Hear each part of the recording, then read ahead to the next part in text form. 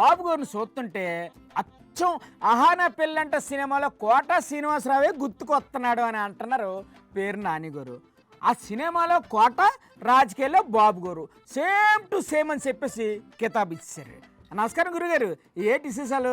Super 6 super hit చేశారు మీరు. చేసేసామని చెప్పుకుంటున్నారు కదా బాబు గారు. డబుల్ ఇంజిన్ సర్కార్ గా ట్రిపుల్ ఇంజిన్ బుల్లెట్ రైల్ అంట. అవును, మరి ఏటనుకుంటున్నారు? ఒక ఇంజిన్ మోడీ గారు, రెండో ఇంజిన్ బాబు గారు, మూడో ఇంజిన్ లోకేష్ బాబు గారు. ఇదివరకు సుత్తి డైలాగులు ఉండే, ఇప్పుడు సినిమా డైలాగులు. ఏంటి ఈ సినిమా డైలాగులా? ఎందుకు సార్ అలా తీసి పారేస్తారు? ఈ ట్రిపుల్ ఇంజిన్ బుల్లెట్ రైల్ వల్ల ఏంటి ఉపయోగం? దమ్ముడి ఉపయోగం ఉందా అని అడుగుతున్నాను. ఎందుకు లేదు? చెమ్ముడు నీళ్లు, దోషుడి మట్టే కదా. ఇప్పుడు ఆ పాత డైలాగులన్నీ ఎందుకు సార్ కెలుకుతారు మీరు?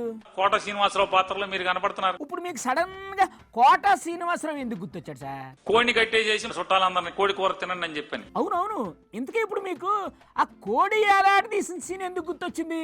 2027లో పోలారం పూర్తి చేస్తాడంటే ఈయన, మనం నమ్మాలంట. ఆహా, అది పూర్తయిన తర్వాత అక్కడి నుంచి నల్లమల్ల రిజర్వాయర్ కి నీళ్లు తీసుకొస్తా అంట.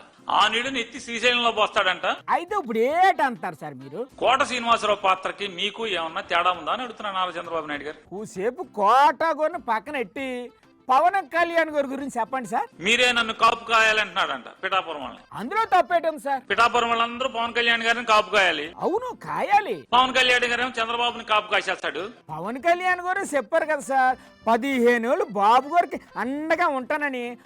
వాళ్ళు చుట్టాలు, మనకేటి మధ్యలో బాధ?